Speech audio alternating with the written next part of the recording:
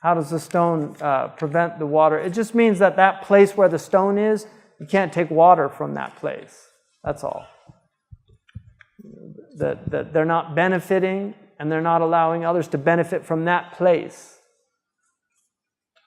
I mean, it's a metaphor, it's an analogy. Don't, you take those two.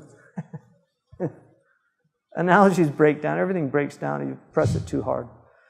The Prophet ﷺ said that towards the end of time, knowledge would be better than action. What did he mean by knowledge? Well, if you look, we've got action all over the place without knowledge.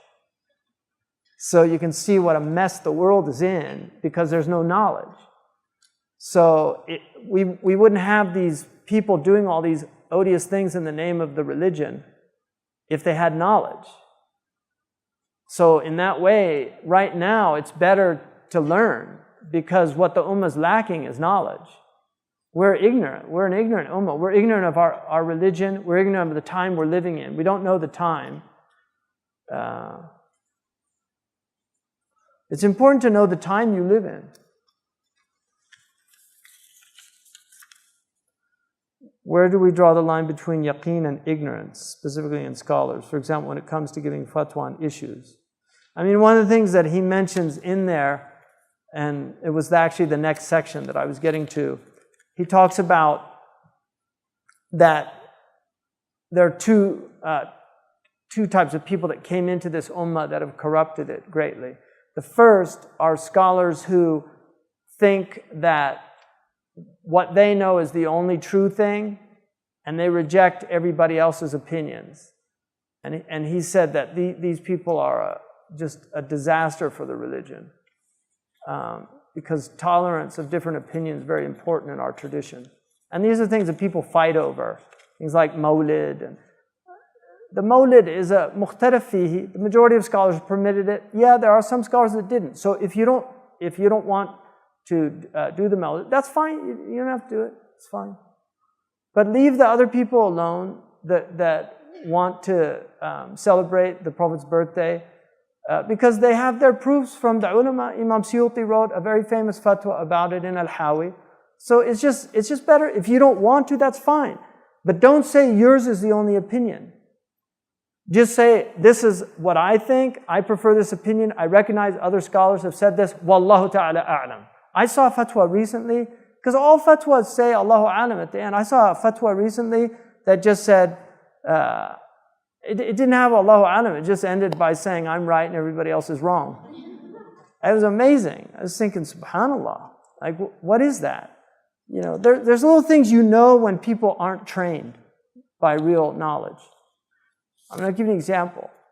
If you see somebody put somebody before Malik, like they put Al-Bukhari before Malik or Imam Ahmed, it's a sign that they're not trained. If you see them write S-A-L, what do they write? Sa'lam, you know, S-A-W, it's a sign they're not trained. The ulama said it's bukhal to do that. You don't even have the generosity to write the whole thing out. Muhaddithun considered it makruh to do that. You know? But those are little signs that you know that people, and if you don't know those things, then why are you writing? Go study. You know, there's no, the nice thing about our religion, there's no monopoly. Anybody can become a scholar if you're willing to put in the energy, the time. I mean, obviously you have to have some ability, but people can do that. But this need for everybody, I mean, this age that we're living in is so strange because everybody has to have an opinion. I mean, you should read, there was an essay written back in the 30s called Balderdash. It was rewritten by a philosopher recently, and he entitled it BS, but the whole thing was spelt out. But it's an interesting argument. It's worth reading. He just argues, why is there so much BS out there? Like, why is the world filled with so much BS? And part of it, he just concludes that people think they have to have an opinion about everything. That people just can't say, I don't know. I'm not an expert in that. Why do I have to have an opinion? People ask me my opinion of Turkish politics. I don't know. There's people that get PhDs in Turkish politics. Go ask that guy. Why are you asking me? I read The Economist? I know something? I can't read Turkish, so I don't know what they're saying. I only know what these sinister people in England are saying about them, and I don't trust them, right? Do you really trust somebody that writes for The Economist, or Time, or Newsweek? Like, you trust these sources? The New York Times, all the news is fit to print according to us, right? So, if you don't know something, just say, I don't know. La adri. There's no shame. The shame is in espousing opinions about something you know nothing about. We all do it at one time or another. I'm guilty of it, just like everybody else. But you should at least regret it. Like, why did I say anything? I shouldn't have said it. I should have just said, I don't know. Why did I say anything? Right? And then you can have opinions, you can be read about things. I have certain opinions about things that I've read about. I have opinions about homeopathy or allopathic medicine or acupuncture, or maybe they're true, maybe they're not. The whole world is so weird, right? There's so many weird things out there. I don't know. The only thing, I'm certain, some people, modern people don't like this man. I'm certain that this man got it right. I'm certain about it. That's how I feel about him. I trust him as a source. I know some of his hadiths are weak. Some of them are even considered fabricated. I know that. I'm aware of that. But I never saw any hadith that I always liked them. Even the ones that were considered fabricated, they seem wise sayings at least. But maybe they shouldn't be attributed to the Prophet ﷺ. If you know they're not, then they shouldn't be. But usually al-Iraqi said, "Lam ajid lahu asla." He has adab with the Imam. He says, I didn't find any source for this. The modern ones, what they write? La asla lahu. There's no source for it. How do you know? What? You learned all the hadith? You learned all 55,000 hadith? MashaAllah, with all the essay, and then all the hadith that were lost in our history during the Mongol invasion, all those books that were lost. You learned all those? MashaAllah. It's like the man who in Imam Abu Dawood's book, Aridat al-Ahwadi, about Tirmidhi, it's in Tirmidhi's collection, about Imam Zuhri was in the masjid, and Aisha relates a hadith that the Prophet did one taslima. It's a weak hadith in Tirmidhi, but the Malikis took the action, because in Medina, they only did one taslima. They said, Assalamu alaikum, one time. That was the action of the people of Medina. Imam Malik says, that's stronger than ahad hadith for me. These solitary narrations from other places. I found all the tabi'een doing this in Medina. They got it from the Sahaba got it from the Prophet. This is what I'm going to do. That's his methodology. So Az-Zuhri, who's his teacher, he's one of Malik's teachers, he saw a man say, in Medina, he's in the masjid, he said, Assalamu alaikum, Assalamu alaikum. He did it twice. He said, called him up. He said, where'd you get that taslima from?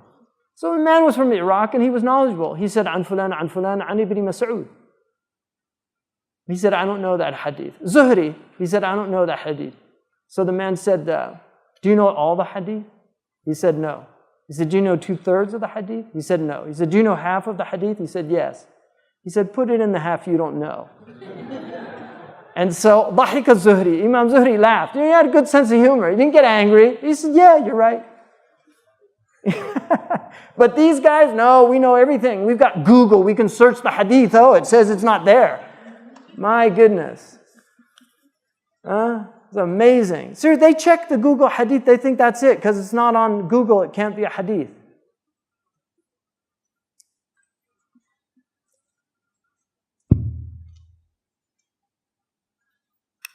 I'll do the muraqabah. This is a question about muraqabah when I do the Ibn Ashur, inshallah.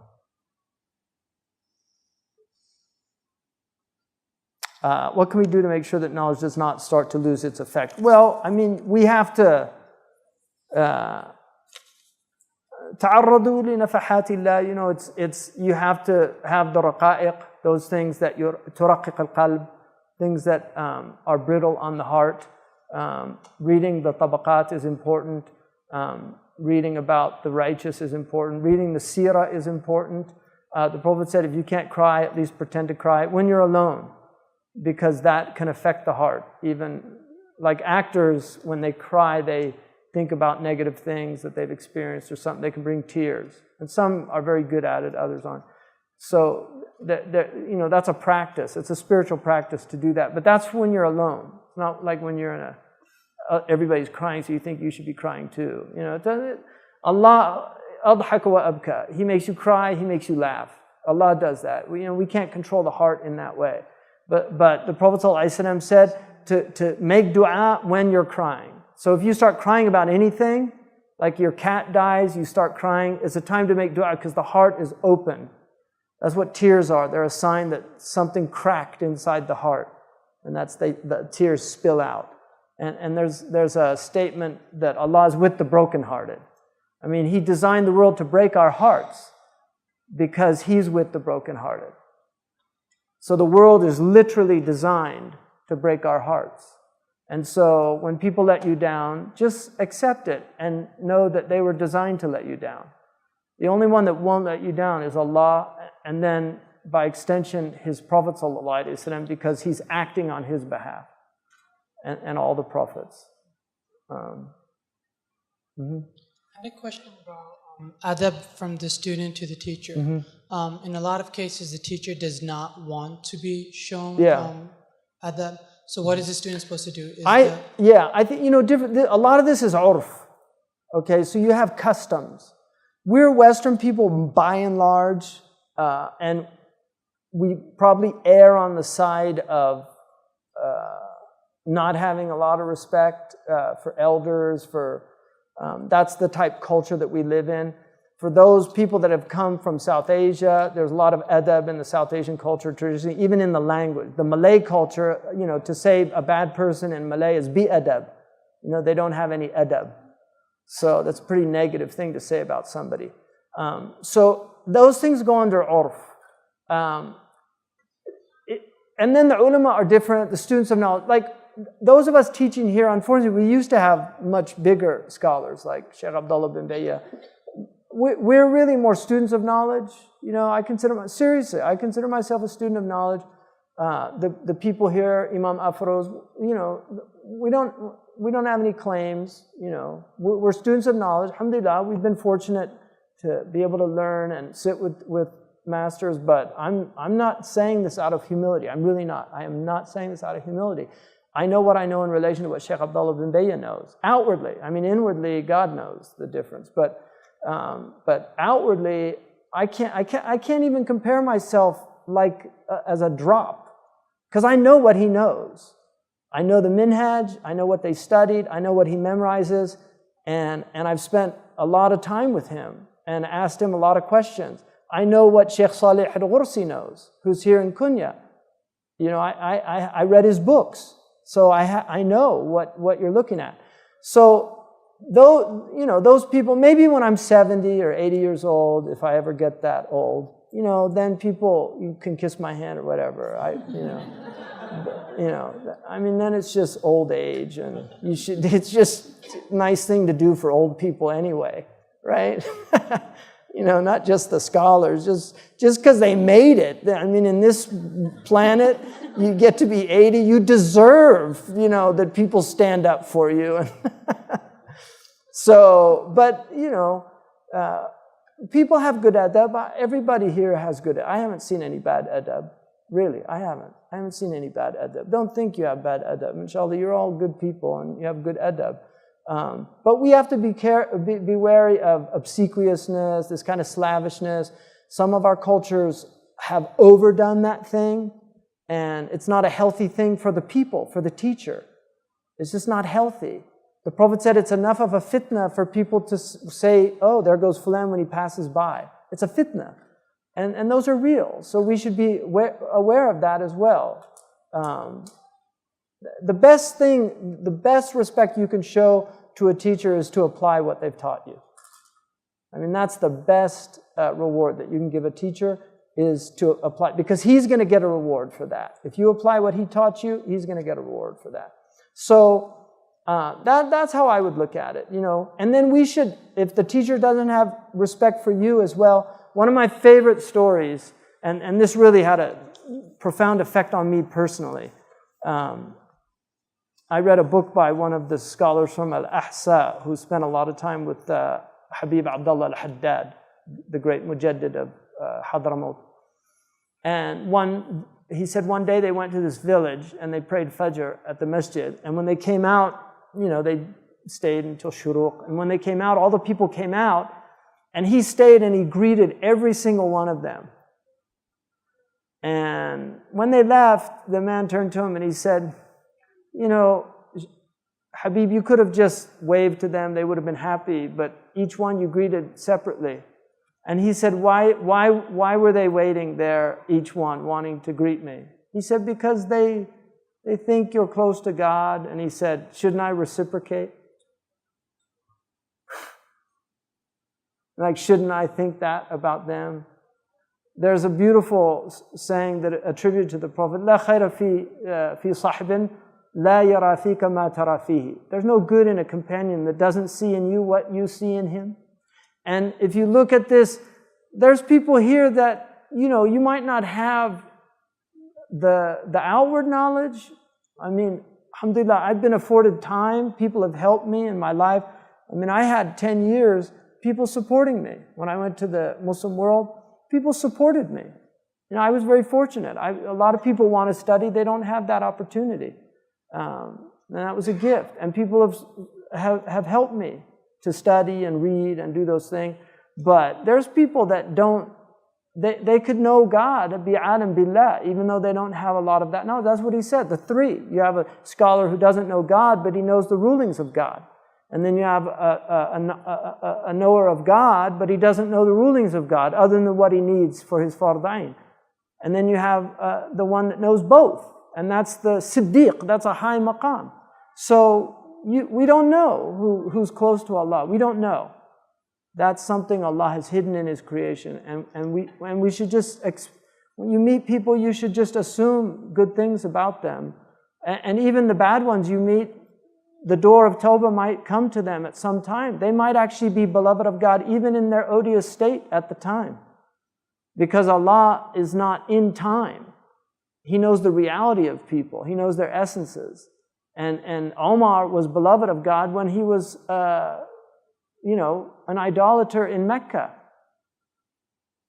He was still beloved of God because he was Omar. He's not Omar in these states. I mean, this is a khilaf in the Maturidi and the Ash'ari schools, but I incline towards that opinion that it's Sa'id fi batni ummihi or Shaqi fi batni ummihi. So it's, there's a khilaf about that. Do you say ana mu'min insha'Allah, or do you say ana mu'min?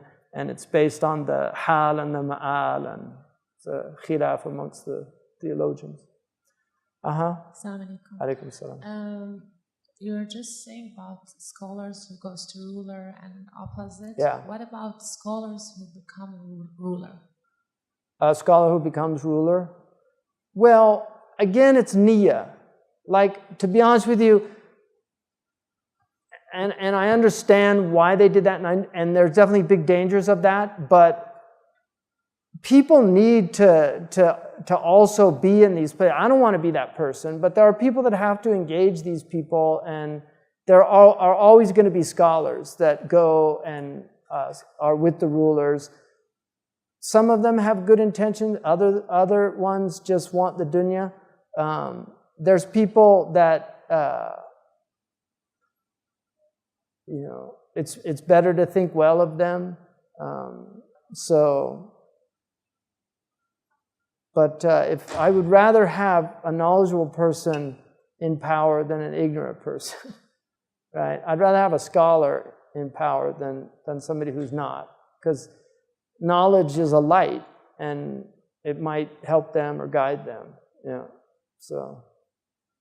But power corrupts, and absolute power corrupts absolutely. I mean, there's a lot of truth to that. And the Prophet, there are hadiths that indicate in al-Quran wa sultana sayaftariqani. The Quran and the authority are going to go separate ways. Faduru haythu dar al-Quran washtanibu sultan. Go with the Quran and avoid the sultan. And that's the best policy. But there are people that, I mean, for me personally, like Sheikh Abdullah bin Bayya, I've seen him go in. He definitely doesn't do it on a regular basis. and he doesn't like to do it, and I've seen how agitated he gets, like, because I know his level, but he always has a niyyah when he goes in, and he doesn't go seeking anything from them, but he goes with the intention of nasiha. I mean, he's a whole other level for me, because he's been just working on his nafs for decades, and he's in his 80s. He's not, at which point, he doesn't, there's nothing in dunya he wants. I mean, his house, he could have a very nice house. If you go to his house in Jeddah, you'd be amazed. He lives in the same house he's been in for the last, 30 years, right? If he wanted to have a big house and everything, he could do all that. He doesn't care. His favorite place is a tent in the Mauritanian desert. That's where he feels most happy when he goes. He told me recently he just wants to leave the world and go teach children Quran, And we're the ones pushing him. Like, we're literally, no, Sheikh, you have to stay. We're the ones pushing him. He's like, in Mauritania, the ulama, when they get in their later age, they really tend to just disengage from the world. But there's so few scholars out there of his caliber. I mean, I don't see any really. I haven't met any Sunni scholars that I would consider at his caliber. And I know a lot of them, and I've read their books. So, there might be some in certain knowledges, but in terms of the comprehensive level, I haven't met anybody at his level, personally. And that's not because he's my sheikh. No, he's my sheikh because of that. Literally. I'm not saying that because he's my sheikh. He's my sheikh because I believe that. Or I would go and find somebody else. But something like Dawood Aulu, I'm glad he's a foreign minister. I'd much rather have a philosopher as a foreign minister than some idiot. Seriously. And he loses sleep at night. I mean, he asks us to make dua for these Turkish diplomats that were taken by these people in Iraq. And everybody's clamoring about the Yazidis, and it's a crime against the Yazidis. The Yazidis have been there for centuries, and the Muslims left them alone. They're not devil worshippers. It's an amalgam of different, Christianity and Islam and Zoroastrianism. But nobody cares about the Muslims. There's been tens of thousands of Muslims killed by these people. Or the Shia Muslims, they're killing Shia Muslims. So,